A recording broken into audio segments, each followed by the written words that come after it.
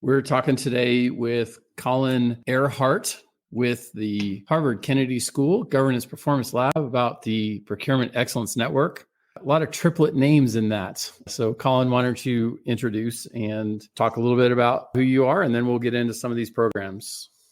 Sounds great, Dustin. And I'll do my best not to use too many acronyms today. I know especially the procurement space, can get a little acronym heavy.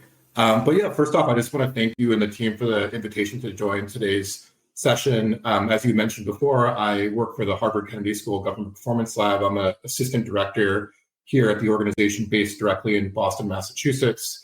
I've worked with the organization for about 5 years now, off and on. I briefly left to work directly in Massachusetts state government for a number of years, but have since returned to lead our Procurement Excellence Network. But as brief background on the GPL, and then I'll pause. We are a research and technical assistance organization based at the Harvard Kennedy School that for over 10 years now has worked on government improvement projects with state and local governments across the country in a variety of policy areas that we view as some of the thorniest operational challenges in government. So spaces like criminal justice, child welfare, housing and homelessness, behavioral health, all areas that governments really face challenges to move the needle on different social outcomes. And it was really at the start of our work that we realized, I think like your organization, the importance of procurement in empowering local government leaders to make progress on many of those goals and to better serve residents. So across all of our policy work, we actually now have a team specifically focused on procurement and contracting that has grown to become our largest policy vertical. We now have over 20 members of the team specifically focused on procurement and contracting. So I'll pause there. Yeah, excellent. One of my cliches is I came to procurement in kind of the last third of my career in government, but really was drawn to it just because if you like change in government, you need to love procurement, because through procurement is where most of the funding and the policy initiatives go. And we need to make sure that people feel that they are empowered to drive the policy outcomes without fear that they're going to get harmed or create harm in the execution of procurement. So there's lots of opportunity on how procurement can really be a strategic asset inside of these organizations. So talk specifically on the Performance Excellence Network. Like, when did you guys start that, and how does it connect overall with the goals of why Harvard would care about this space? Yeah, no, I appreciate that question, Dustin. So I'll take one step backwards just to explain a bit about how our procurement team operates, and then we'll connect that to our Procurement Excellence Network. So our procurement team for the last 10 years has supported governments in a variety of ways. Our traditional bread and butter approach was that we would actually work directly one-on-one with governments on more intensive procurement reform projects that we started recently calling extreme procurement makeovers, where we would have an embedded fellow working directly in a government, trying to collaborate with that government on different procurement challenges that they were facing, whether around process efficiency or trying to bring a more equitable approach to procurement, or trying to make procurement more strategic or results-oriented, like you alluded to. And that's actually how I started my time at the GPL. My first role was being embedded at the state of Connecticut, and I got to collaborate with many of your colleagues at Civic initiatives during my time there, where for multiple years, work with multiple agencies to try to bring this more modern and results-oriented approach to procurement. But what started to happen, especially on these more intensive projects, is we were really excited about our results. We were seeing big impacts on different cities and states and counties that we were working with on a lot of key performance metrics that we were excited about. But ultimately, we as a research organization were concerned about how do we actually scale these lessons learned? What is the way that we actually don't just impact a handful of governments that we have staff to work with, but how do we actually reach a much wider ecosystem within public procurement? So it was really with that about 3 years ago, many of my colleagues started on an effort to meet with folks in the public procurement ecosystem and think about what it would look like to create a virtual network that was focused on championing procurement excellence and really providing tools and supports in a scalable way. And it was through those conversations that we started to connect with folks at places like NIGP and the National Procurement Institute and NASPO, where we saw that there was a lot of really great existing spaces that were doing similar things of bringing together procurement leaders. But we were trying to figure out how could we uniquely be additive to that space and really provide additional tools and features and community building initiatives that would support procurement reformers around the country. So that was really the starting point. And we officially launched almost 2 years ago now in November of 2022.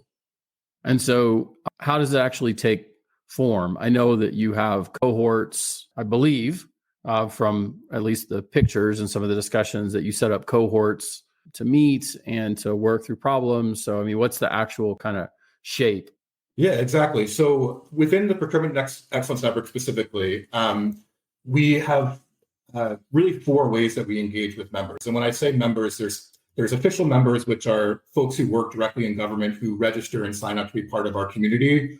Other aspects of our network are fully available to the public, including folks that don't work directly in government. So we have a lot of features that you don't actually have to be a member and that you can leverage and use in any context. We have a lot of folks in the academic space, the nonprofit world, or even the private sector that will engage with our content. They're just not considered official members.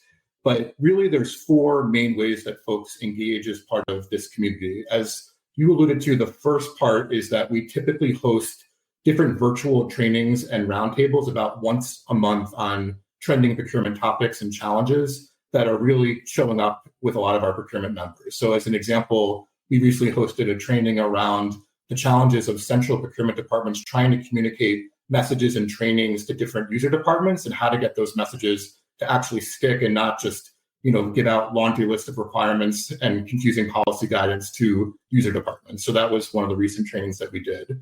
We often do other trainings on topics like bringing together members to share about their experiences trying to address things like purchasing thresholds that are really complicating their ability to get services and goods and commodities in place in an efficient manner. So that's the first big bucket is we do these virtual trainings, bring together groups in these spaces. And we're really excited that typically we have anywhere from 100 to 200 folks that show up in these virtual spaces. The second is that we have this growing resource library of best practice publications and actionable templates that both share lessons learned from our more direct embedded project work. So again, from our 10 years of experience working more closely with governments one-on-one, we try to elevate a lot of the insights from those projects and share that through our publications. But we've also started to co-design with different governments tangible tools and templates that folks who are trying to modernize their procurement processes can literally grab and go. Like, we don't have concerns about intellectual property or people grabbing our content. We are encouraging government folks to take things like our RFP templates or our contract management templates or our evaluation scorecards, which can be really great starting points if folks are trying to build these things from scratch for their jurisdictions, or if they're trying to figure out a way to level up some of their existing content. And then the third bucket, and then I'll pause, I know I mentioned before, but the third bucket I'll say is that for folks that are officially in our network, we have a very robust member directory and discussion board that allows for members to directly connect with their peers on different procurement challenges. So we actually heard a really fun use case recently where one government actually used our member directory to find folks with expertise in different procurement areas, such as IT procurement or sustainability, and literally built out a training curriculum for their staff by leveraging our network to bring in guest speakers. So those are probably the 3 primary ways that folks engage with the network. You mentioned you've been doing it for a couple of years. So talk about how the network has grown, and maybe a couple was wrong, but how has your network grown, and how do you measure whether it's meeting the expectations that you've set for yourself on what you want to see out of the program? Yeah, I'll tackle the first question first. So we've been really excited about the growth. Our team set what we thought was a pretty ambitious goal that within the first year, we would reach 1,000 members. And we actually hit that number a few months in advance of that goal. And we're now reaching we're almost about to hit the 1,700 number mark of members, which we're really excited about. And what's equally important to us is not just the total number of members, but across our membership, this represents nearly 600 unique jurisdictions across all 50 US states. And that means folks in city government, county government, state government. Increasingly, we're getting some folks from the US federal government, as well as 12 different countries across North and South America. So it's really exciting. All of our members are folks working directly in government, in public procurement, and it's completely free for folks working in government thanks to our philanthropic supporters. And there's really no minimum requirement for how folks engage. So it makes it an easy sell for us to try to get folks excited that it's really just this resource that folks can leverage in whatever way is useful for their government. anything else that you have on the variety of people that may represent some of the constituency, and then please go into kind of how you're tracking performance or success for yourself. Like, how do you measure whether it's accomplishing what you expect it to? Yeah, so I mean, one of our goals in the upcoming year really is to try to make the membership even more representative of the communities we're trying to support and serve. So in the early days, a lot of our membership was anchored on governments we had worked with before, or some of the larger cities or jurisdictions. We were getting a lot of folks from similar governments, but we've been really intentional in the last few months, especially around trying to reach more folks, more city governments, more county governments, more folks across the public procurement ecosystem, to make sure that we're really representing a wide set of insights in the procurement space. And it's funny, we actually have this member map that we often update and show folks in the network. That's just a visual of how the network's growing. It's all these little red dots that show members in different jurisdictions. And I personally find it just cool to see the red dots growing in a positive way. I know a lot of times maps can show things that are scary, but this was a positive map of seeing our network grow. But to your point around how we measure success, we really do try to center data in how evaluating how we're doing as a network. And at the highest level, we bring a results-based accountability approach to measuring our impact. So we're always thinking about three things: the quantity of how much we're doing, the quality of how well we do it, and then candidly, the effect of, does our existence matter? Are folks actually better off because there is a Procurement Excellence Network? We're always thinking about those three buckets. So in practice, that means we track data to connect to those three buckets in a couple of ways. The first is that on a monthly level, we're always tracking network key performance indicators on things that relate to how folks are engaging with the network. So we're always looking at member growth rates. We're looking at how often our publications are being viewed in the resource library. We take a look at how our attendance rates fluctuate at our events. We often do surveys right after our events to see how much the content resonated with folks. We have different proxies for whether our network is helping folks in terms of their own challenges. So the number of times people ask us for ad hoc assistance through pro bono coaching calls, or to come and do a separate training that's separate from our official trainings. These are all these things that we're typically tracking on a monthly basis that are more input or activity oriented. But then the second bucket, and then I'll pause again, is about twice a year, we do a big push with our entire network to do a PEN member survey, where we ask very tangible questions about, as a result of being a PEN member, have they done X, Y, Z? Have they shared an idea with a colleague around how to solve a procurement challenge? Or have they felt increased confidence in launching their own set of procurement reforms? Or have they actually started to initiate a specific procurement reform? And it's really through that data, as well as qualitative impact stories that we try to collect through that member survey, that we really start to know, does our existence matter? Are we hitting the mark in terms of really serving our community? So maybe pick one example from the work that you guys have done, or one thing where you felt it really hit that mark. Some sort of a governance reform. I mean, we do a lot of work around governance reform. I find that governance, for example, is very hard to reconcile correctly, because it's very easy to add governance because of one particular situation. But then in order to make people step back and say, we've built this to such a level that we can't actually meet the mission that we expect procurement to give, because now we're so afraid of procurement that we're not willing to use it. So is there a particular example where you helped somebody maybe actually drive some sort of a conversation that was different than the one that was going to happen without you? Yeah, so I'll share one specific example through the Procurement Excellence Network, and then maybe we can come back to this. I know we had talked about chatting about this criticality of elevating the importance of procurement, and really talking about how both our organizations are trying to push that message. But in terms of specific activities that we've been really excited about with the network, and how we've tried to really demonstrate that through our existence, it's been useful for folks, is, I know I mentioned before, we traditionally host these monthly virtual events on different procurement topics, and we're going to continue to do that. We find it as a really valuable space just to bring together hundreds of folks from our network on different topics. But we did start to realize that to really have impact and to meet that mission of having more scaled learning and multiple governments making tangible progress, we needed to start to offer other initiatives that really resulted in clear impact. So we started to shift towards also offering smaller targeted group offerings that are more application-based for really motivated governments, where smaller sets of governments would go through virtual cohort-style learnings on specific topics. So as an example, we recently hosted a virtual boot camp with 10 different governments across city and county governments,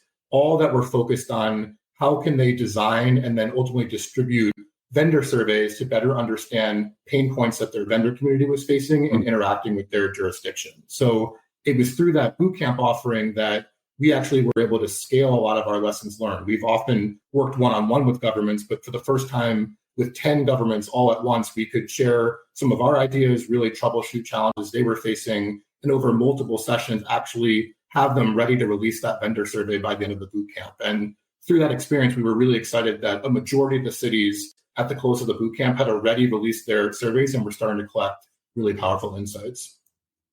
Well, I applaud you for doing that, because without vendors, there is no procurement, right? And so if we consider vendors as partners in the ecosystem, vendors aren't going to win every time, but we need to make it be a robust, competitive field. And if we've done a particular thing because our risk language says we're supposed to have a performance bond, but it's atypical of the category that it's being bid in, we're not even realizing the impact that we have on vendors to be able to do what ultimately is the primary measure of success for a procurement event, which is we had multiple competitive responses.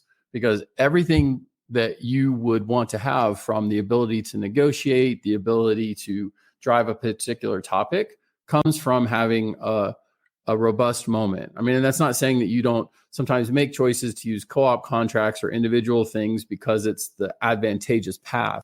But if you did go to the action of a full sourcing event, there should be a robust outcome from that. And being willing to understand what motivates vendors to respond, or what particular aspects of how to go to market makes a particular vendor say that solicitation isn't worth my time or the risk. Only truly introspective procurement shops are going to actually ask that question, because a lot of times otherwise the procurement shop's going to just simply kind of wrap themselves in the comfy blanket of, well, that's the way it's always been, so therefore it must be good enough. So what kind of outcomes did you see out of that vendor exercise, maybe that drove a mentality shift or a willingness to view vendors as partners in that conversation? Yeah. So everything you just shared, Dustin, really resonates. So two immediate thoughts. So the first, I think, to your point, is a lot of governments are nervous about taking on this type of activity. They're fearful that if they put out a survey, all these vendors are going to share about how bad their experiences were working with that jurisdiction, and that will become known to other stakeholders within government and will really make that procurement shop look poorly and with their peers. But we often don't really find that the case. A lot of times when these surveys get released, there's always mixed results, but there's a lot of really great affirmations and folks saying what they like around engaging with that procurement shop, about their customer service approach or different aspects of what it's like to engage when they're going through a solicitation process. So that's the first thing, is that we've always tried to encourage folks not to be scared. You're going to get mixed results, but there's often a lot of good that comes out of it. But then the other thing that I'll say, Dustin, to your point, because you then brought up something like bonding requirements, we often find that governments have a lot of hypotheses around why there isn't more competition on their bids, or they claim, well, there's all these rules and regs that make it hard, or we know, we're always rushed, so our response deadlines are really quick, and that's why no one's competing on our opportunities. But the vendor surveys often reveal really interesting insights about what's actually preventing people from responding more to opportunities, where it may not actually be restrictive requirements or how long the open period is for a bid or solicitation, but it could be as simple as no one is aware of these opportunities. No one's registered for the notification portal, and they really are encouraging the government to just do a lot more outreach or use social media, get the word out about these different opportunities. Or they may say that the actual real pain point is that the solicitation opportunities are just too complex. The scope of work is really only meant for some massive mega incumbent.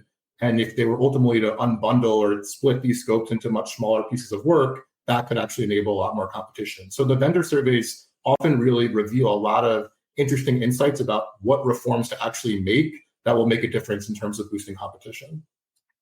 Yeah, I have a speech that I've given many times called The 5 Things I Wish I Knew, which was basically 5 things vendors should better understand about the buyer experience and the buyer should understand about the seller experience. And one of the primary points I make in that is that all good vendors who are capable are going to review your solicitation in terms of risk and cost, because these things aren't free to respond to. It takes time to respond to. So what is my actual opportunity and what is the risk that is being presented to me? And that procurement shops, if they can look at and consume the information from the vendor community about what makes good vendors back away. Your point about did they see it? That's a totally different point, right? So, but like if there are things that make good vendors back away, they should want to hear that, because do you know who doesn't review those responses for risk and cost? Desperate vendors, right? Desperate vendors. So your good vendors are going to say, I can walk away from this if this isn't a good shape. Your vendors who absolutely positively have to have that are going to charge in no matter what. And so, you want the choice vendors to come in, and I've probably over discussed this point, but it's a particular passion of mine to really be open to the feedback so that we increase the amount of opportunity. And your point about whether we bundled something or unbundled something, I think that's a key part of having a strategic approach to procurement, right? It's not simply just taking the requirements and dropping them into the RFP template and saying that's good enough, but actually having a phase of the conversation that says, what sourcing options do I have available to me, and what is most likely to produce the outcomes that the customer, in this case, the department, is trying to accomplish? Is it multiple solicitations? Is it allowing people to say they support some of the regions, but not all the regions? Is it a third-party administrator who sits over a lot of individuals? I mean, so really sort of saying, what is the sourcing event that will accomplish the goal, and not simply, I presented an RFP. That really takes a strategic mindset. Yeah, and to that last point, Dustin, often what we find is there are a lot of governments that might have that really thoughtful planning process, but then the real struggle is how they convey that message in their solicitation documents, because they have documents or approaches for how they release RFPs or bids that are just a ton of boilerplate content that could be dozens of pages, where the actual attempt to explain to the vendor community what they're trying to purchase and how they're strategically thinking about this is buried in the middle of the document. So I think that's the other piece that we often try to work with governments is how do you actually better convey through your solicitation documents what you are trying to achieve and how you're looking for a partner in doing that, rather than having that key point stuck on page 72 of this 200-page template. Now we're deep into my 5 things I wish I knew speech, right? Because one of the things I say in there is, where should the statement of intent be in a solicitation? And then I wait until people answer, and then somebody says the first page. And then I say, well, why isn't it, y'all? Because if I'm picking up a solicitation and it has all the form and the content, and I have to scroll through 70 pages to see, let's say the solicitation was for consulting services, and I have to open it up and scroll to page 70 to see consulting services for sidewalk design. Well, that was a waste of your time. It was a false signal to you that I downloaded the RFP that I'm looking at actually responding, and it was a waste of my time. And so, again, it comes from a courteousness and an understanding of the vendor experience to say, let's say what the solicitation is for, and let's say it early. And if my template doesn't allow me to present the SOW early, then put a statement of intent. Create a statement of intent in the first 2 pages of the solicitation, right? This is intended to do this, and it will save an incredible amount of time, and it's just simply courteous. And so we can move on to a different topic, but you can tell I really care about the vendors being seen as the partner in the procurement activity, because there is no procurement without a robust vendor community. Definitely. So you recently talked about, you guys recently did a post on some new things you're doing with the community resource library. I know you've talked about it some already. Is there more to say on the community resource library that you haven't said so far? Maybe recap briefly kind of what it is and what future plans do you have for it? Sure. So as a bit of background, and definitely want to thank you, Dustin. I know you've been one of the folks helping to elevate the new initiative, so appreciate that. But yeah, we're really excited about this. I know I mentioned at the start that one of our key features of the network is that we have this resource library that has over 70 tools, templates, publications that are all around different procurement best practices. And that's a distinct thing separate from our community resource library, where we really started this initiative where we were getting feedback from our members that as much as they appreciated our resource library, that was mostly coming from insights that we had from our own organization's work with direct governments. Folks were also just interested in seeing other model best practice documents from peers on a range of documents. So we basically used our membership now of almost 1,700 members to do an open call for governments to share their proudest documents related to a couple of different categories. So we piloted by first asking our members to submit documents that first related to procurement process maps. So how were they visualizing their procurement process within their jurisdiction to help communicate roles and how different functions interact with the procurement process? That was the first document we did an open call for. The second was examples of vendor surveys. So basically how, if governments were surveying their vendors, what types of questions were they asking to get feedback from the vendor community? That was the second bucket. The third was procurement intake forms. So essentially, especially for governments that had central procurement offices, how were they communicating to user departments to share what their specific solicitation need was? So was there a formalized process where a user department would explain what they were looking to buy, what their timeline was? How did central procurement structure that initial touch point with user departments? And then lastly, we asked for vendor performance evaluation forms. So especially for governments that didn't necessarily have digital systems to really track vendor performance on an ongoing basis, what were some of the forms they were using to allow user departments to give feedback on an ongoing basis on how vendors were performing, especially on their highest priority contracts? So we did this open call to our membership, and ultimately 30 different governments submitted resources that they were really excited about across those 4 categories. And we're now featuring 14 different government resources in those categories in this library. And we're hoping to launch new categories in this library in the coming year. That's excellent. So you mentioned NIGP, and I assume that you have, and you mentioned MPI, and I assume you guys have, some relationship of some form with NASPO. So, how do you guys kind of fit into all of that ecosystem? I assume you seek to have partnerships with those folks, or, tell me about kind of how you guys fit into this overarching universe of help options that people have.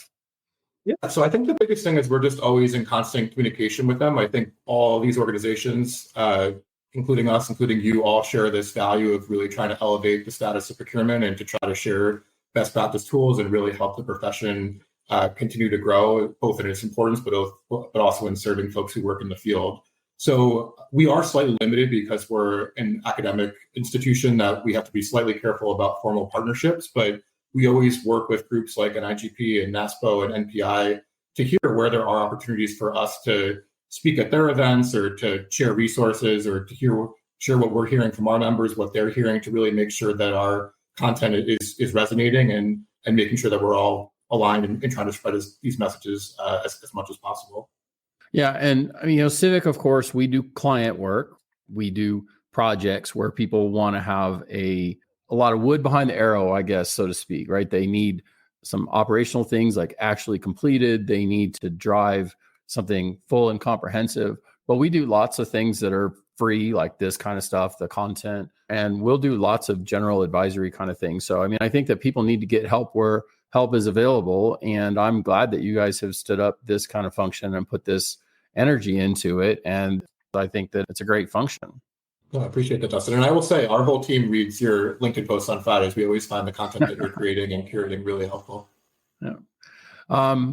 Is there some innovation that you guys are working on or something that's next up that you haven't had a chance to talk about yet? Or where are you guys going over the next few years? Yeah, so the 2 things that I'll plug, which we're pretty excited about.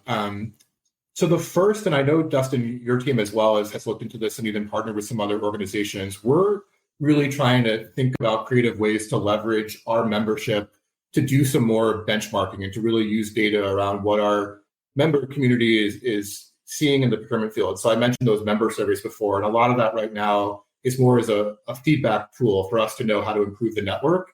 But we are starting to think about investing more research capacity to actually use those surveys to start to benchmark what is happening in the procurement space across the country. So really thinking about categories like across our network, what are average procurement cycle times, or what is the typical spending threshold, or what are staffing ratios between central procurement departments and the amount that they spend? Is there a way for us to collect a lot of that data from our members and then share it back and really have folks see how they stack up on these different averages and benchmarks that we're collecting? So would first off just welcome you or the audience connecting directly with us about any other ideas of categories or existing research that you already have in this space.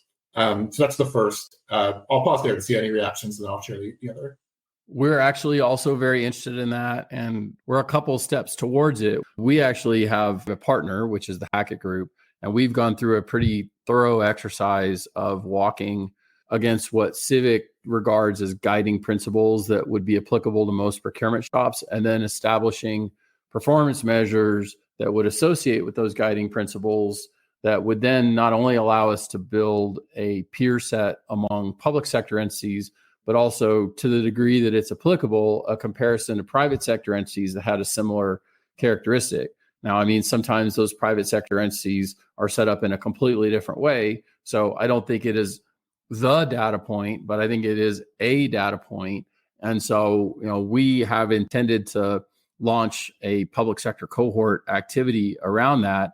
It's just life gets busy and you get kind of swirled in circles. But I'd love to compare notes with you on kind of what we're thinking with that, because part of it was, as you said, trying to build the basis for that capture. And maybe there's some ways that we could collaborate on that. Yeah, definitely. And there's so many times that we have members come to us and say, I'm getting all this pressure from different stakeholders in my government who say procurement's taking too long, our cycle times are, a year or 2 years. And they often come to us and say, like, do you have data? Is there information that we can share to let stakeholders know, like, this is incremental progress we want to make towards streamlining some of these processes? But public procurement is fundamentally different than the private sector. And there are going to be certain things that folks have to reset their expectations. So on categories like cycle times and others, I think we're really excited to figure out, are there benchmarks that we can share with folks? That might not be the ideal benchmarks. I think we're all excited to make more progress, but just to have folks understand that starting point. Well, and a lot of it also is, what is the sourcing event and who is doing it within the sourcing event? Because public sector entities have a broad spectrum of who's actually doing the work. So the number one thing that you hear a lot, of course, is RFPs are slow and procurement events are slow. It's hard to then compare that in a situation where a center procurement shop is being involved in helping develop the sourcing strategy, or if the department is supposed to do the sourcing strategy and then procurement is reviewing it, and then there's loops because we haven't done enough training or et cetera.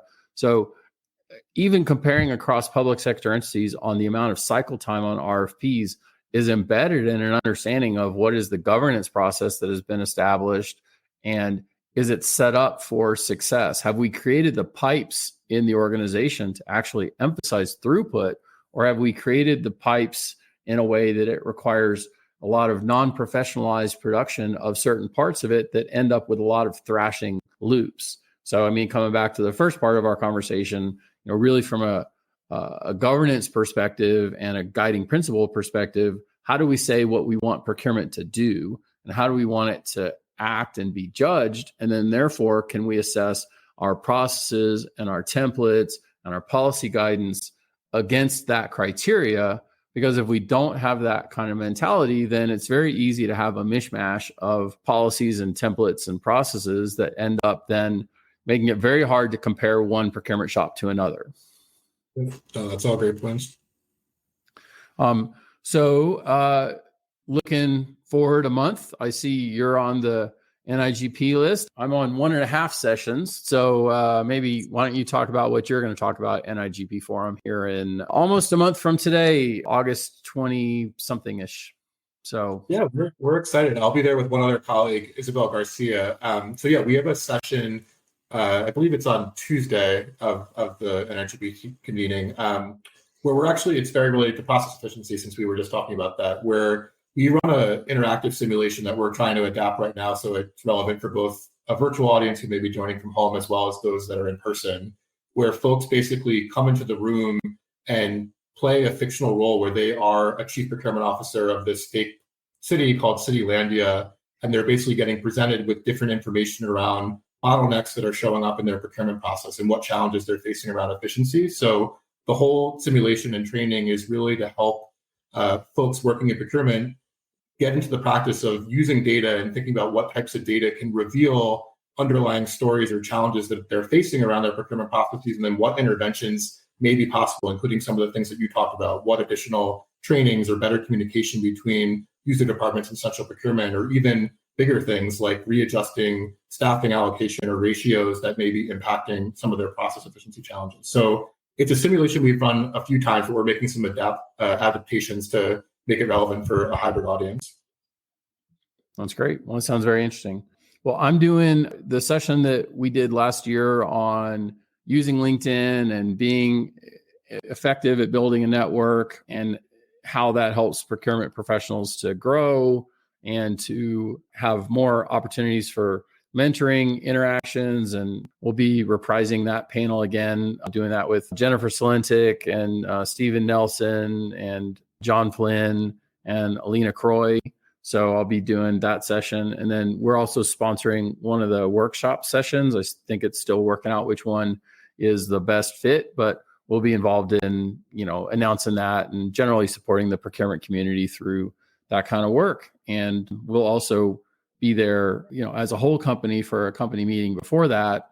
So we'll have a lot of the Civic people around. So we're excited about Forum soon.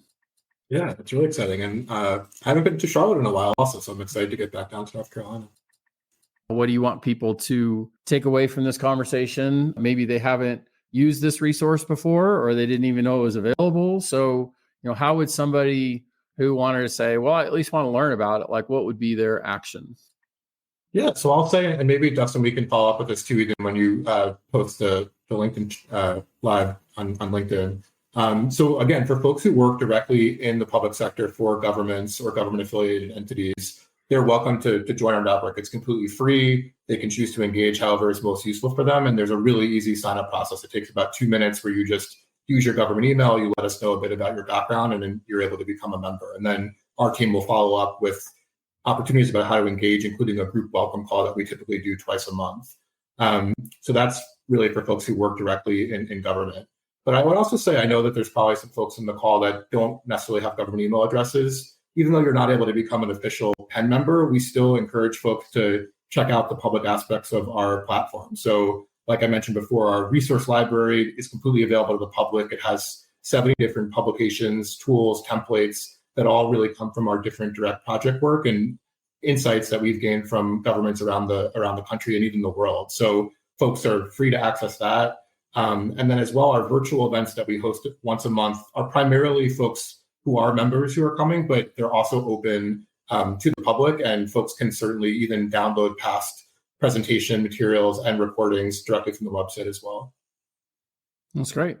Well, we appreciate you jumping on and also appreciate getting to make this happen on kind of an agile request. It was a good timing for me to have LinkedIn Live. And so you guys were an obvious choice. So I'm glad to be able to play some small part in further letting people know about this service and that they can do there. And I'll convert this to a podcast as well. And so we'll help keep getting the word out. I appreciate it, Colin, and I look forward to seeing you in Charlotte. That was great, Dustin. Thanks again for the invitation. I'll see you in a few weeks. Hi, it's Dustin Lanier. Thanks for listening. Please find me on LinkedIn for original public sector operations content every week. And please reach out to me if I and my team of procurement professionals at Civic Initiatives can help you be a public procurement change agent.